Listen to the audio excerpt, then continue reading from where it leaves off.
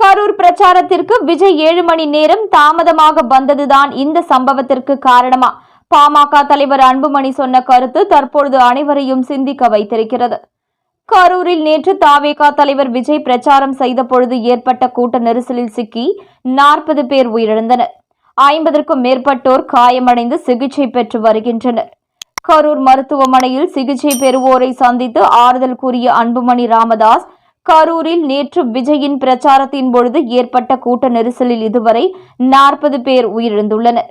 நேற்று இந்த செய்தி தந்த அதிர்ச்சியிலிருந்து நான் இன்னும் மீளவில்லை.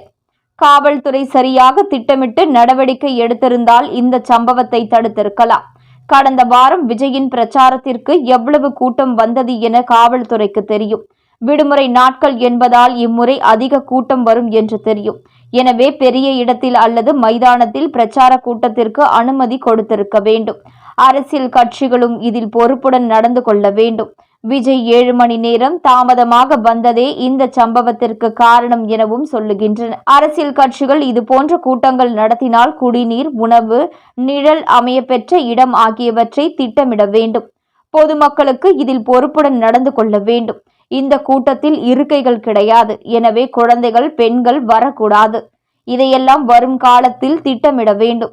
திட்டமிட்டு மின்தடை ஏற்படுத்தியதாகவும் வதந்திகள் பரவுகின்றன. இது குறித்து ஆணையம் விசாரிக்க வேண்டும். நான் யாரையும் குறை சொல்லவில்லை. அரசு பாரபட்சம் பார்க்காமல் நடந்து கொள்ள வேண்டும். திருச்சியில் நேற்று முன்தினம் நடைப்பயணம் சென்ற பொழுது யாரோ சிலர் வேண்டுமென்றே மின்தடை ஏற்படுத்தினர். தமிழகத்தில் சினிமா கலாச்சாரம் உள்ளது. ஒரு நகைக்கடை திறக்க சீரியல் நடிகர்கள் வந்தால் கூட 10,000, 20,000 மக்கள் கூடுகிறார்கள். இது குறித்து சிந்தித்து அனைவரும் மாற வேண்டும். அனைவரும் இதில் விழிப்பாக இருக்க வேண்டும் என்றார்.